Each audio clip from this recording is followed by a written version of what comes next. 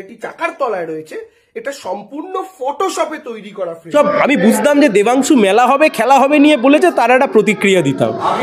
বিশ্ববিদ্যালয় নিয়ে দেবাংশু কি বলবে আর তা নিয়ে প্রতিক্রিয়া দিতে হবে। আমি সরি টু সে, এত সময়ও নেই আর এই রাজনৈতিক দৈন্যতা এখনো আসেনি। যে কোনো চোর তারা আদালতে দাঁড়িয়ে বলে যে আমি চুরি করিনি, পাগলও বলে আমি পাগল নই, স্বাভাবিক বিষয়। ওরা এইসব ওমপ্রকাশবাবুর বিরুদ্ধে শ্লীলতাহানির অভিযোগ খারাপ লাগে, মানে তৃণমূলে গেলে মানুষজন হয়তো এরকম হয়ে যায়, বলতে পারে।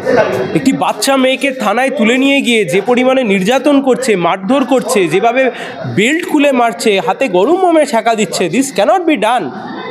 হতে পারে একটা সভ্য দেশে এসব হয়?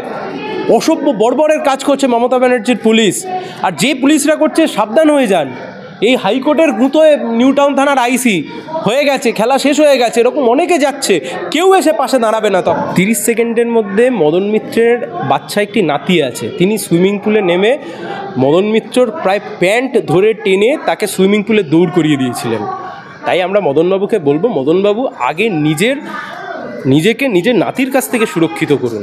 একটা বাচ্চা ছেলে আপনাকে একটা চোখমা মেরে চলে যাচ্ছে, আপনি যাদবপুর বিশ্ববিদ্যালয় দখল নেই, তুমি ওর প্রতিক্রিয়া নেওয়ার জন্য আমাকে এতক্ষণ ধরে ফোন করছিলে এই হাইকোর্টে? ও কী বললো না বললো কার কি যায় আসে? ওয়েবকুপা থেকে কেউ কিছু বলুক, তৃণমূল ছাত্র পরিষদ থেকে কেউ কিছু বলুক, বুঝবো। আইটি সেলের মুখপাত্র, আইটি সেলের সব ইনচার্জ কি বললো না বললো কিছু যায় আসে না। মুখ্যমন্ত্রী নিজে চুপ, পিছনেও সাগরেদরা কি চেঁচালো বেচালো, কার কি যায় আসে? Doesn't matter. আচ্ছা, আমরা দেখতে পাচ্ছি যে এই বিষয়টি নিয়ে কুণাল ঘোষও একই দাবি করছে। সেও বলতে হবে কুণালবাবু কি বলছেন। বলছে কি করা যাবে? রাজ্যের মন্ত্রী রাজ্যের সরকারের গাড়ি দিয়ে ছাত্রকে খুন করতে চেয়েছে, ছাত্রের মাথার ওপর দিয়ে গাড়ি চলে গেছে, ভিডিও বেরিয়ে গেছে, রাজ্যের মানুষ দেখে ফেলেছেন। তাই এখন এই সমস্ত কিছু বলে ফগড়ামি করে আর কোনো লাভ নেই। বাচ্চা ফগড়ামি করা হোক বা বড় ফগড়ামি করা হোক, মুখ্যমন্ত্রীর বিবৃতি দাবি করছি আমরা। মুখ্যমন্ত্রীকে বলতে হবে হয় ব্রাত্য বসু ঠিক কাজ করেছেন অথবা ব্রাত্য বসু ভুল কাজ করেছেন, কারণ ব্রাত্য বসু মমতা ব্যানার্জির মন্ত্রিসভার মন্ত্রী। আর শুভেন্দু অধিকারীকেও বলতে হবে as a leader of the opposition, বিরোধী দলনেতা হিসেবে শুভেন্দুবাবুকেও বলতে হবে উনি ব্রাত্য বসুর গ্রেপ্তার চাইছেন হ্যাঁ কি না। সিপিএমের নারী বার্তা নির্বাদ হয়ে গেছে, দেবাংশু ভট্টাচার্য বলছেন। এটার মানে কি? আপনাদের এই যে নারী বার্তা নির্বাদ হয়ে যাচ্ছে, নির্বাদ কথার অর্থ নির্বাদটা উনি বলেছেন, দেবাংশু বলেছেন কি? মানে একটা কথার তো একটা অর্থ থাকবে। আমি আবার বলছি, খেলা হবে মেলা হবে এসব বলে চেঁচালো নাচলো, মমতা ব্যানার্জির চৌকাঠের সামনে শুয়ে পড়বো এসব বললো, ঠিক আছে হই অট্টগোল, কিন্তু যাদবপুর বিশ্ববিদ্যালয়ের মতো সেন্সিটিভ ইস্যুতে ও এসে কি ফোকর মতো এসে ফোকড়াবাজি করে দিয়ে চলে যাবে, তা নিয়ে আমাকে রিয়াকশান দিতে হবে? Sorry to say, this is a serious political matter. রাজ্যের সরকার এবং রাজ্যের মেন অপোজিশন পার্টি বিধানসভার নিরিখে তারা দুজনেই কার্যত একই জায়গায় দাঁড়িয়ে আছেন। ব্রাত্য বসুর গ্রেপ্তার আমরা চাইছি, শুভেন্দুবাবুও চাইছেন না, সরকারও চাইছেন না। ওয়েবকুপা চুপ, তৃণমূল ছাত্র পরিষদ চুপ, আইটি সেলের হেড এসে কি বলবে তা নিয়ে আমার রিপ্লাই দেওয়ার কোনো দরকার আছে বলে আমরা মনে করি না। আচ্ছা, একেবারে অবশেষে ইন্দ্রানুজের অভিযোগের ভিত্তিতে হাইকোর্টের নির্দেশে ব্রাত্য বসুর বিরুদ্ধে এফআইআর দায়ের করেছে পুলিশ, কি বলবেন? হাইকোর্টের নির্দেশে কেন? এটা তো পুলিশের নরমাল। হাইকোর্টে আসতে হলো কেন? কিসের জন্য, কোন কারণে হাইকোর্ট অবধি আসতে হলো? এরকম ধরনের একটি ঘটনা রাজ্যের অন্যান্য মানুষ যদি তুমি করতে, যদি আমি করতাম, কাউকে হাইকোর্ট আসতে হতো, পুলিশ ঘাট ধরে বাড়ি থেকে তুলে আনতো। শুধু এখানে তৃণমূলের নেতা বলে, শুধু ব্রাত্য বসু বলে, তার জন্য আজকে স্পেশাল প্রিভিলেজ। হাইকোর্ট কোনো প্রিভিলেজ দেয়নি, হাইকোর্ট বলেছে আইন অনুযায়ী চলবে, সেটাই তো স্বাভাবিক বিষয়, স্বাভাবিক। মদন মিত্র বলছে 30 সেকেন্ড, অরূপ বিশ্বাস বলছে 1 মিনিট। যাদবপুর কি এতটাই ছেলে খেলার জিনিস? যাদবপুর বিশ্ববিদ্যালয় এরকমভাবে দখল খেলা হয়ে যাবে? 30 সেকেন্ডের মধ্যে মদন মিত্রের বাচ্চা একটি নাতি আছে, তিনি সুইমিং পুলে নেমে মদন মিত্রর প্রায় প্যান্ট ধরে টেনে তাকে সুইমিং পুলে দৌড় করিয়ে দিয়েছিলেন। তাই আমরা মদনবাবুকে বলবো, মদনবাবু আগে নিজেকে নিজের নাতির কাছ থেকে সুরক্ষিত করুন।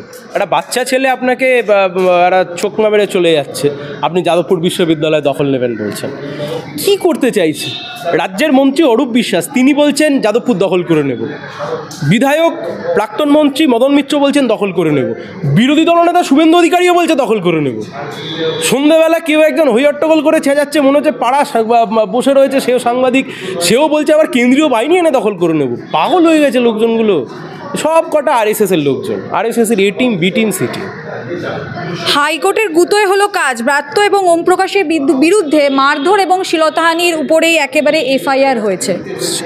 ওম প্রকাশ মিশ্র, ওম প্রকাশ বাবু একজন অধ্যাপক, এত বয়স্ক মানুষ, ওনার এত সুখ্যাতি শুনতাম এতদিন, ওনার নামে শ্লীলতাহানি শুনে খারাপ লাগছে। মানুষ তৃণমূলে চলে গেলে কেন এরকম হয়ে যায় আমরা জানি না। ওনার নামে এতদিন তো এসব শোনা যেত না। মানে ওম প্রকাশবাবুর বিরুদ্ধে শ্লীলতাহানির অভিযোগ খারাপ লাগে, মানে তৃণমূলে গেলে মানুষজন হয়তো এরকম হয়ে যায়, বলতে পারেন। তো এর আগে ওই মেদিনীপুর রেঞ্জেই ছিলেন ভারতী ঘোষ, মমতা ব্যানার্জিকে মা বলে ডাকতেন, কার্যত তৃণমূল জিতলে সবুজ আবির খেলতেন, বকলমে তৃণমূলটা চালাতেন ভারতী ঘোষ। পরবর্তীকালে সেই ভারতী ঘোষ আর তৃণমূলের সাথে বনিবনা হচ্ছে না বলে গিয়ে বিজেপিতে যোগদান করেন।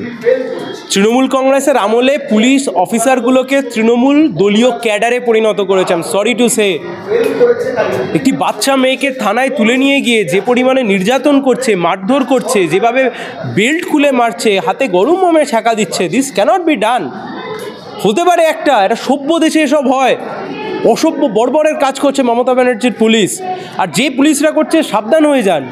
এই হাইকোর্টের গুঁতোয় নিউ টাউন থানার আইসি হয়ে গেছে, খেলা শেষ হয়ে গেছে, এরকম অনেকে যাচ্ছে, কেউ এসে পাশে দাঁড়াবে না তখন। আচ্ছা, একেবারে শেষ প্রশ্ন। ইন্দ্রানুজ একেবারে অন্য সংগঠন এসএফআই করতেন না, কিন্তু তাকে কেন মোহাম্মদ সেলিম দেখতে গেছেন এবং তিনি বুদ্ধদেব ভট্টাচার্য যখন মারা গেছিলেন সেটিকে নিয়েও গালিগালাজ করেছিলেন, এমনই মন্তব্য কটূক্তি করছে কুণাল ঘোষ। তাহলে কি সিপিএম মাওবাদীদের সাথে হাত মেলাচ্ছে আর তৃণমূল সেটা সমর্থন করছে? দেখুন, প্রথম কথা হচ্ছে যে মাওবাদীদেরকে সাথে নিয়েই তৃণমূল ক্ষমতায় এসেছিল। কিষাণজি বলেছিলেন আমি মমতা ব্যানার্জিকে মুখ্যমন্ত্রী হিসেবে দেখতে চাই। শুভেন্দু অধিকারী থেকে শুরু করে মমতা ব্যানার্জি, মুকুল রায় দিনের পর দিন এই মাওবাদীদেরকে নিয়ে নন্দীগ্রাম আর সিঙ্গুরে লড়াই করেছেন, আন্দোলন করেছেন। মানে লড়াই বলতে সরকারের বিরুদ্ধে যে আন্দোলনকে ওরা তৈরি করার চেষ্টা করেছিল। ফলে মাওবাদীদেরকে ব্যবহার করা এবং তাদের থেকে বেনিফিটেড হওয়া এ কাজ তৃণমূল করেছে। 1, 2, একজন ছাত্রকে ক্যাম্পাসের অভ্যন্তরে শিক্ষামন্ত্রীর গাড়ি চাপা দিয়ে চলে গেছে, আমরা এই অ্যাঙ্গেলে দেখেছি। ছাত্র সংসদ নির্বাচন এই সময়ের দাবি। কলকাতা হাইকোর্টে জনস্বার্থ মামলা আমি দায়ের করেছিলাম, সেই মামলার অর্ডার ছিল রাজ্য সরকারকে জানাতে হবে কেন ছাত্র সংসদ নির্বাচন করানো যাচ্ছে না, তাতে রাজ্য সরকার নিশ্চুপ। কথা খুব স্পষ্ট, কথা খুব পরিষ্কার, রাজ্য সরকার তার দায় এড়িয়ে যেতে পারে না। অভিনব এসএফআই করে, কিন্তু তাকে বারবার পরিচয় দেওয়া হচ্ছে তৃণমূল নেতার ছেলে, তার কি নিজস্ব কোনো পরিচয় নেই? অবশ্যই পরিচয় আছে, নিজস্ব পরিচয়। স্বাধীন দেশের নাগরিক, 18 বছর বয়স হয়ে গেছে, ভোটদানের অধিকার আছে। ভেবে চিনতে চোরেদের দল না গিয়ে, চোরেদের পথে না গিয়ে যে পথে অভিনব বেছে নিয়েছে সেটা হচ্ছে লড়াইয়ের পথ, খেটে খাওয়া মানুষের পথ। আচ্ছা, একেবারেই শেষ প্রশ্ন। ইন্দ্রানুজ গাড়ির তলায় চাপা পড়ছে, সেটা পুরো ভিডিও ফুটেজে দেখা যাচ্ছে। দেবাংশু বাড়িতে বসে বলছে যে তিনি দেখতে পাননি, তিনি তো গাড়ির মধ্যে বসেছিলেন। এরকম বিষয়টি, এরকম দ্বিমত কেন? কিন্তু আমাকে একটা কথা বলি, শোনো, সব কথা সিরিয়াসলি নিতে নেই। কিছু কথা বলে সে কথা দেখতে হয়, শুনতে হয়, জিনিস দেখতে হয়, দেখে আবার ভুলে যেতে হয়। টম অ্যান্ড জেরি দেখেছো ছোটোবেলায়? টম অ্যান্ড জেরি যা বলতো তুমি সিরিয়াসলি নিতে, এন্টারটেনমেন্ট, যা দেখছো মজা লাগছে, ভুলে গেল। এবং দেবাংশুর এইসব, আমি বুঝতাম যে দেবাংশু মেলা হবে, খেলা হবে নিয়ে বলেছে, তার একটা প্রতিক্রিয়া দিতাম। বিশ্ববিদ্যালয় নিয়ে দেবাংশু কি বলবে আর তা নিয়ে প্রতিক্রিয়া দিতে হবে। আমি সরি টু সে, এত সময়ও নেই, আর এই রাজনৈতিক দৈন্যতা এখনও আসেনি।